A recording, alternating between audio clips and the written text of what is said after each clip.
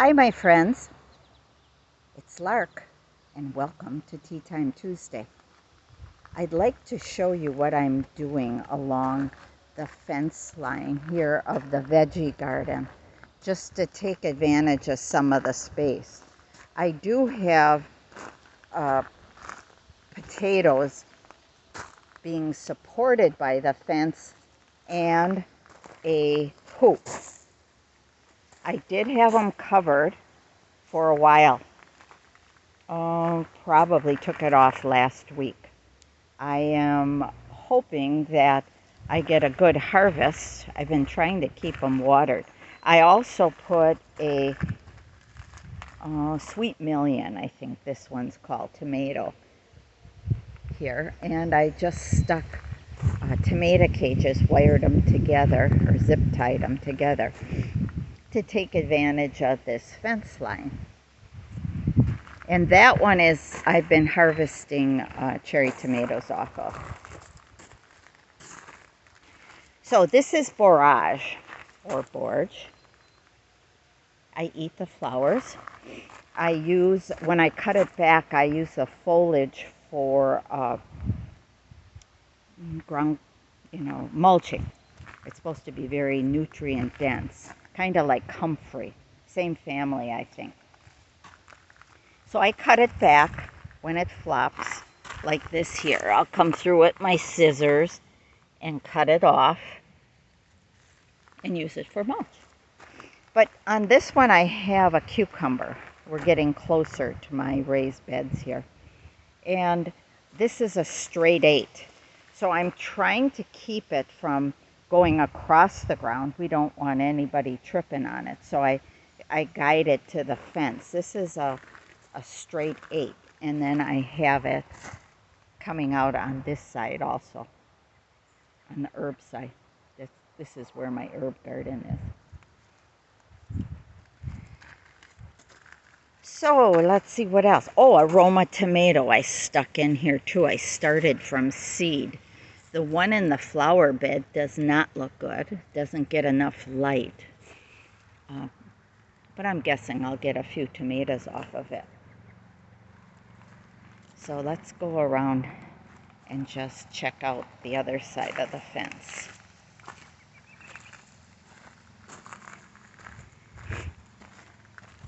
This is in ground. That Coletta and John do. Very nice, very nice.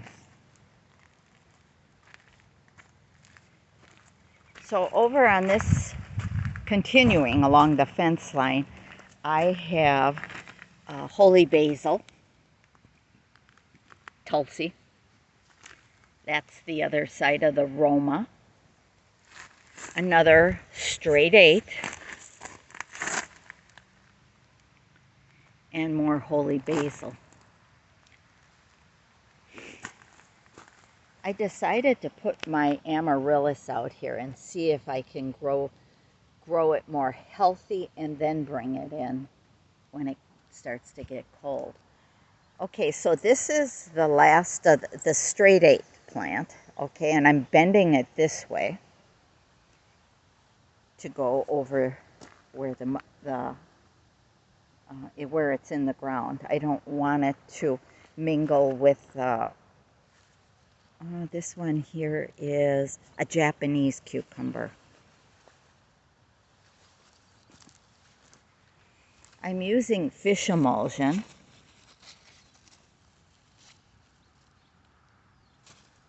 And just good soil. I dug in my garbage all along that fence line for months. So this Japanese cucumber can go this way.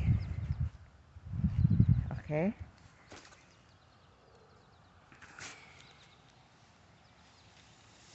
So here I have, those of you who have watched me for years, I grow calendula. So this is calendula from seed. It isn't blooming yet. And I also have some blue bachelor buttons, just because I like blue and orange together. More borage. And a poppy on the other side. Drop some seed. These barrage flowers are so pretty. So, so pretty. We're down to, I think it's about 60 degrees right now. High of 68 today. So I keep chicken wire, whoops, against these to keep them from flopping. And then the hoses here that people use, and I don't want the hose crushing them. More calendula. And then Malabar spinach. Very mucilaginous. Very good for you. Red stemmed Malabar. So I use it in my salads and my soups.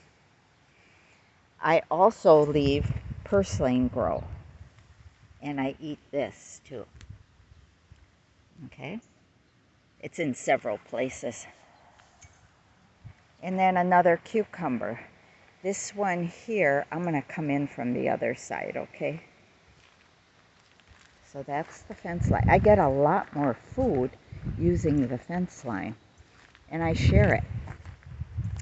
So that's a Japanese cucumber, and I have a couple on there. And those garlics were so small, I left them in. I did a garlic video harvest, and I left them in. We'll see what becomes of them. So the Japanese will get picked today or tomorrow. And then I have another Roma. This one looks pretty healthy. And then this is a squash plant that I don't know what kind, because, or zucchini, because the chipmunks planted it. So we left one grow. They had a couple in this fence line, but I don't eat that much. So that's it, my gardening friends. Another short video. And I just wanted to let you see what I'm doing with vertical gardening. Well, maybe I'll show you the garden bed right away too. I have trellises on all three of my beds on the north side. So this was my peas earlier in the year, and I got a good harvest off of them. But I'm still getting growth. But I think they're going to come down. They just don't look good. And then I planted on the base here, I planted some more peas for a late harvest, and they're just breaking ground now. I put this, I think it's used for cats and birds and that, over the top so the birds don't peck at the dirt. So this is one trellis. It was peas, and it's going to be peas again, and yes, I did amend the soil. This one here is my pole beans, and this one's called Vortex, which I've grown at my old house, and I liked it. But the birds were eating, well, I didn't know at first the birds were eating it, but all my flowers were gone, and I didn't see beans. So it happened to Coletta and John's over there too. And so now I covered mine. I came out and the birds were sitting up on top there, and I didn't see them in it, but I take it that that's what they were doing. So that is a second crop planted with my peas. At the same time, peas were on the other side. And it worked out fine. When the peas were done, the beans were just getting big. Then I started beans on this trellis here. And they're younger, and yes, I'm going to cover them. I have to go in my storage unit and get another insect netting. And then I planted dill with it. So that's it. That's my vertical gardening, and I will see you next week. thank you for visiting. And if you have anything you want me to talk about or do, show you the other people's gardens, I think I'll do that also. So take care, and we'll see you next week. Bye-bye, my friends.